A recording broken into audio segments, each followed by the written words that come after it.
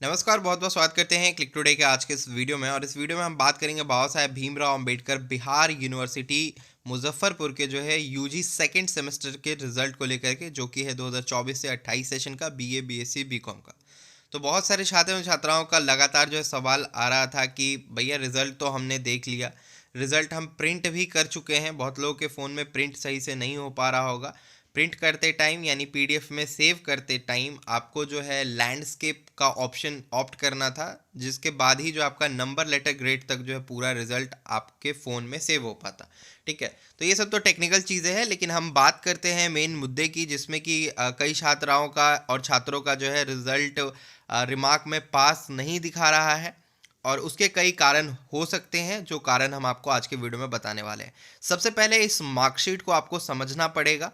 समझने के बाद ही आपको ये समझ में आ पाएगा कि कहाँ पर आपका जो है इशू क्रिएट हुआ है, जिसके वजह से जो है आपका रिजल्ट डिक्लेयर सही तरीके से नहीं हो पाया है। सबसे पहले तो बात करें बाबा साहेब भीमराव अंबेडकर बिहार यूनिवर्सिटी मुजफ्फरपुर के पास कोई फॉर्मेट नहीं होने की वजह से जो है पिछले कई सेमेस्टर के जो रिजल्ट्स जो जारी किए गए हैं वो सिंपल रिजल्ट जारी किए गए हैं, सीधा सीधा रिजल्ट जारी होता था। लेकिन जब से ये सीबीसीएस सिस्टम आया, लगभग यूनिवर्सिटीज़ ने जो है अपना एक फॉर्मेट बना लिया था।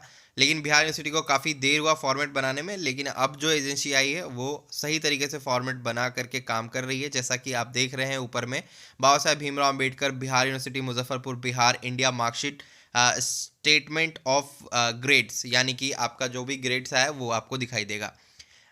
फाइनल ईयर यूजी यानी कि आपका जो एंड सेमेस्टर का एग्जामिनेशन है, CBCS second semester examination 2025 session 2024 से 28 held in the month of September 2025। Bachelor of arts आपने अगर मतलब बीए लिया है, उसमें आपने ऑनर्स कौन सा ऑप्ट किया है, हिंदी, इंग्लिश, ज्योग्राफी, हिस्ट्री, जो भी आपने ऑप्ट किया होगा ये ऊपर में आपके मार्कशीट के ऊपर दिखाई दे रहा होगा।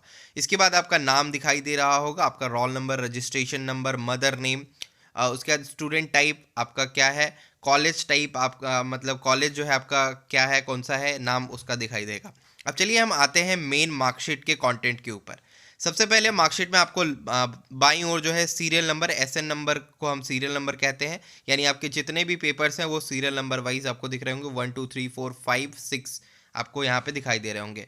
ठीक है, ये हो गया। अब इसमें जो है कोर्सेज आपको दिखाई दे रहे हैं। MJC2 हो सकता है अगर आपका प्रैक्टिकल होगा किसी सब्जेक्ट में तो उसका MJC2 करके प्रैक्टिकल एक अलग से जो है कॉलम बना होगा। इसके लिए आपको घबराने की ज़रूरत नहीं है, वो प्रैक्टिकल का मार्क्स है। उसके बाद MJC2, MIC2, MDC2, AEC2, SEC2, VAC2, इस प्रकार से आपका जो भी सब्जेक्ट्स है वो आपको दिखाई दे रहा होगा। फिर सब्जेक्ट के नाम हिंदी, इंग्लिश, साइकोलॉजी, EVS, उसके बाद SWR यानी स्क्रिप्ट राइटिंग, CVFD यानी कि constitutional value and fundamental duties. इस तरीके से आपको जो सब्जेक्ट्स के नाम है वो आपको दिखाई दे रहे हैं। तो देखिए, सबसे पहले तो ये सब्जेक्ट्स आपको दिख गए ना। अब सब्जेक्ट में जो टाइटल्स है, यानी जो आपको कोर्स के जो टाइटल्स पढ़ने हैं, सब्जेक्ट कोर जो आपका है उसमें क्या क्या पढ़ना है ये आपको यहाँ पर कोर्स टाइटल भी लिख करके दिया गया है। ठीक है, आपने जो कोर्स टाइटल ऑप्ट किया है वो यहाँ पे सब कुछ दिया हुआ है। तो यहाँ पे वो आप देख रहे हो। तो इसके बाद जो है आपका मार्क्स ऑब्टेन्ड लिखा हुआ है, यानी कि जो आपने मार्क्स प्राप्त किए हैं वो आपको मार्क्स यहाँ पे दिखाई दे रहे हैं। तो यहाँ पे जो ESE लिखा हुआ है ये है आपका एंड सेमेस्टर एग्जामिनेशन। और आपका जो है फुल मार्क्स, FM का मतलब है फुल मार्क्स, आपने जो फुल मार्क्स प्राप्त किए हैं, और मतलब फुल मार्क्स आपका जो एग्जामिनेशन हुआ है, फुल मार्क्स जो है आपका रहा 70 का। और आपका जो है PM लिखा हुआ है।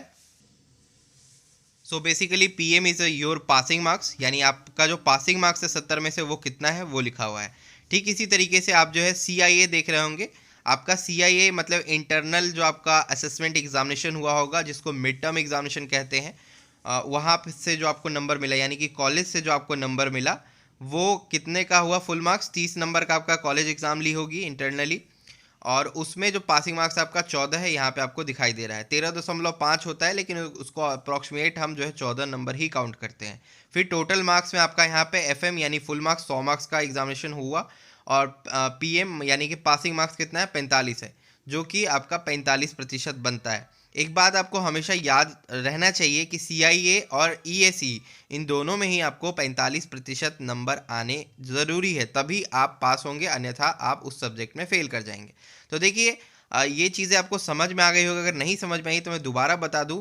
ईएसी का मतलब होता है एंड सेमेस्टर एग्जामिनेशन, एफएम का मतलब है आपको फुल मार्क्स यानी कि 70 मार्क्स का आपका परीक्षा होगा, पीएम का मतलब है आपका पासिंग मार्क्स, ठीक है, जो कि 32 नंबर है 70 नंबर का, यानी कि 70 नंबर में 32 नंबर अगर आपको आ गया होगा तो आप पास कर गए होंगे, या उससे ज़्यादा आया होगा तो ऑब्वियस सी बात है आप पास किए होंगे, कम आया होगा तो आप उस सब्जेक्ट में फेल कर गए होंगे, उस सब्जेक्ट को दोबारा आपको अपीयर होकर के परीक्षा देनी होगी। उसके बाद आपको एक क्रेडिट दिख रहा है, क्रेडिट अलग अलग यूनिवर्सिटीज़ जो है अपने अकॉर्डिंग क्रेडिट दे सकती है सब्जेक्ट्स को। तो क्रेडिट आपको यहाँ पे बताया गया है कि कितने क्रेडिट का आपका ये पेपर था, 6, 3, 3, 2, 3, 3 ये क्रेडिट है।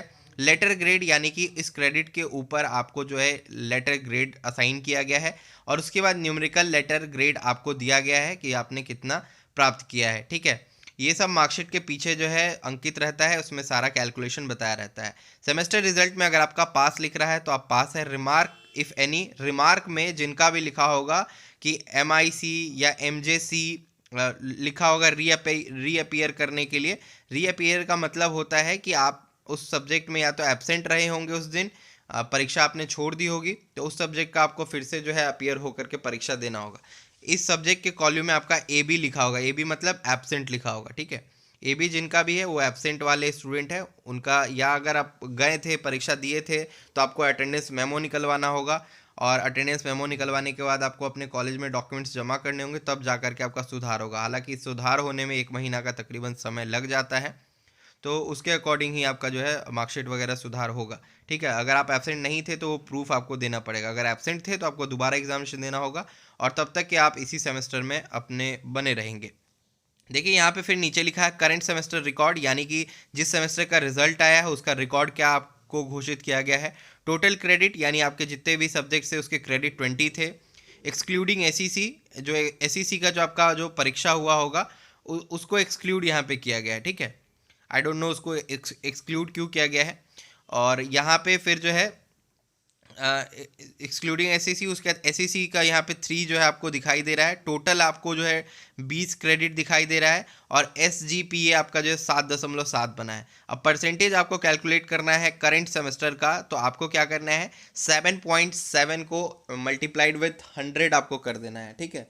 जैसे ही आप 10 से करेंगे, सॉरी मल्टीप्लाइड 100 कह रहा हूँ मैं, 7.7 को आप मल्टीप्लाइड विथ 10 करेंगे, क्योंकि बिहार यूनिवर्सिटी में ना जो लेटर जो भी मतलब आपको प्राप्त हुआ है, SGPA जो भी प्राप्त हुआ है वो आपको 10 से ही ग्रेडिंग किया जाता है, तो आपका 77% बन करके आ जाएगा। आपका जो भी आया है ना उसको 10 से मल्टीप्लाई कर दीजिए, आपका जो है करेंट सेमेस्टर का जो है परसेंटेज कैलकुलेट होकर के आ जाएगा।